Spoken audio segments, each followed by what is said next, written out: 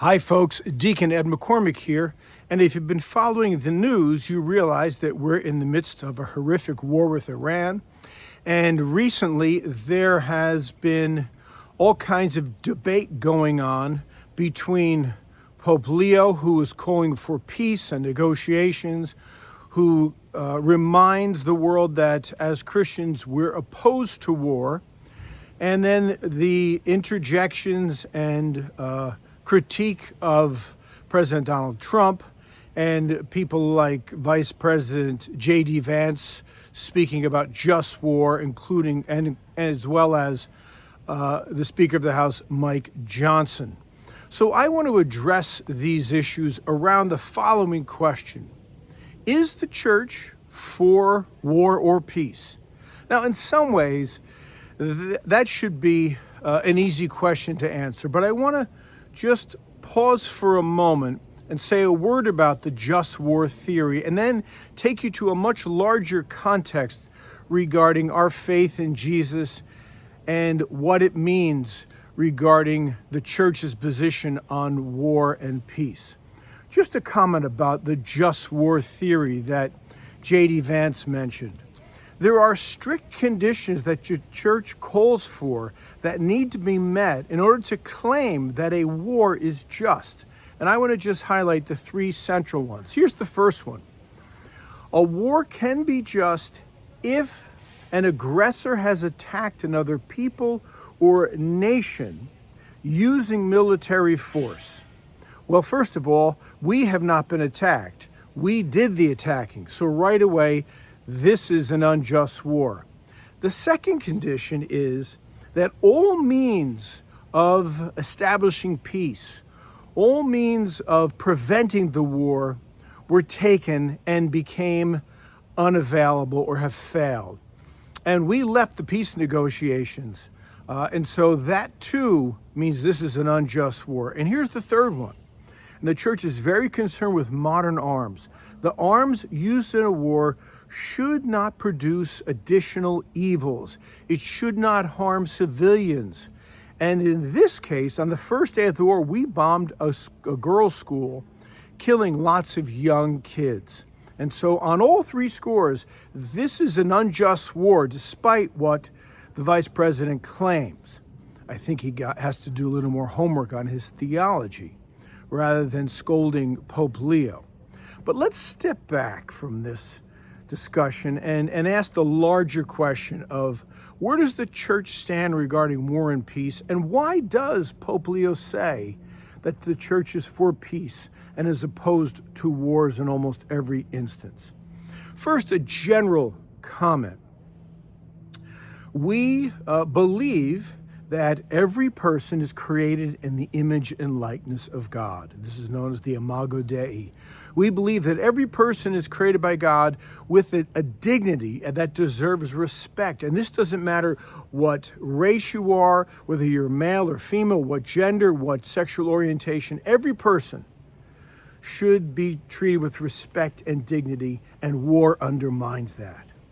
Here's the second one. We, especially as Catholics, value life, respect life, and war is opposed to life. And then there's another thing. Thou shalt not kill. That central commandment. Thou shalt not kill.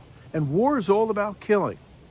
And then the church knows from experience that war does not produce peace, that war is devastating, and that war generally plants the seeds for future conflict and future peace. It decimates peoples, it destroys their will and their dignity, and that generates an incredible amount of resentment, which is the seedbed for future wars. In addition, in almost every war, innocent civilians, especially women and children, are victims of all kinds of injustice and brutality.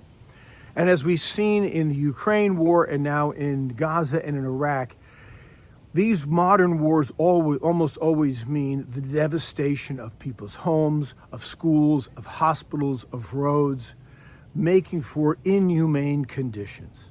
So these are general reasons that I hope everyone can agree on why we should be opposed to war. But let's turn to the ministry of Jesus.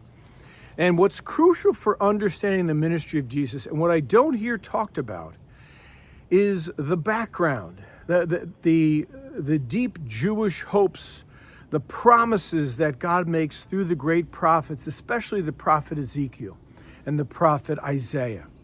And I want you to get a handle on this. Especially in the prophet Isaiah, we hear God continually promising that one day in the future, God will act and there will be an age of peace, an age of shalom.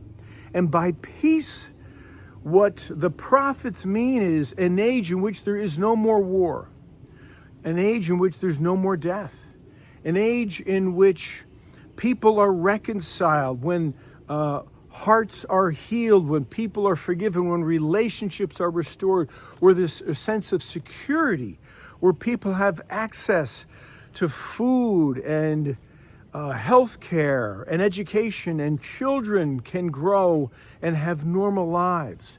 So this notion of peace, this notion of shalom that the prophets promise will one day happen, is a broad, rich notion. It's much richer a notion than we think of. As moderns, we think of peace and we think of internal peace, and it certainly means that. But for the prophets, it means much more than that. So just consider these three passages from Isaiah, and I encourage you to look them up.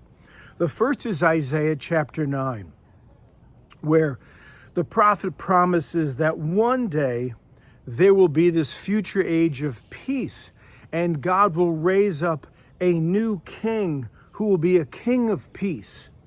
And then in chapter 11, we hear the same thing. We hear this promise that a sprout will grow from the stump of Jesse. Jesse was David's grandfather, and so it's this image of the monarchy of David is like a stump. But one day God will raise up a new king, a new sprout, and this will be the new king will be the wonder counselor, Prince of Peace.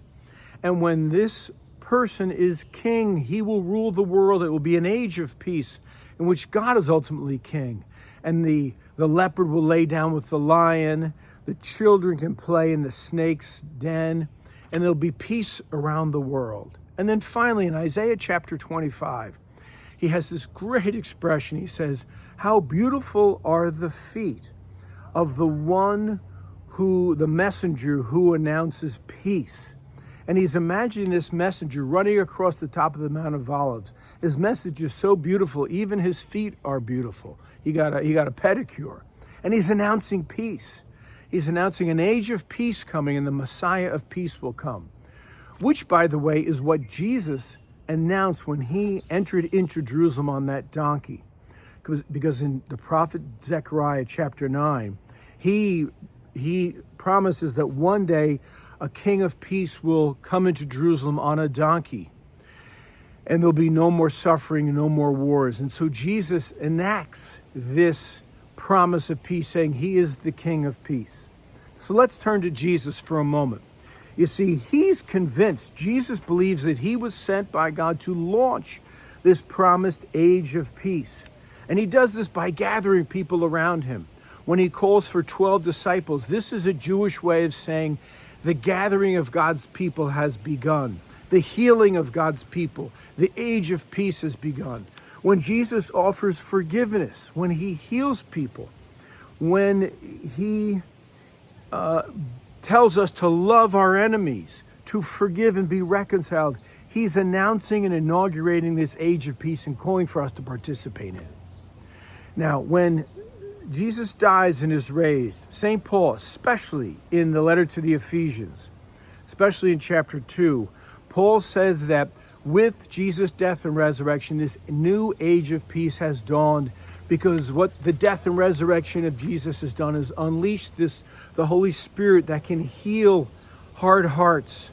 And that Spirit is now, through Christ's death and resurrection, is gathering all divided peoples, Jews and Gentiles.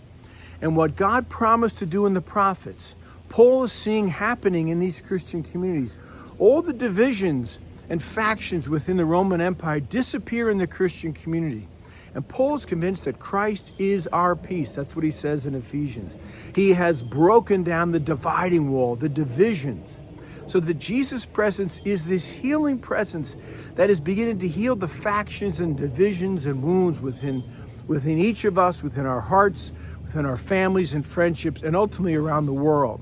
And Paul's calling the Christian community to be on the forefront of this age of peace, because he believes on the cross, Christ has actually killed the forces of hostility.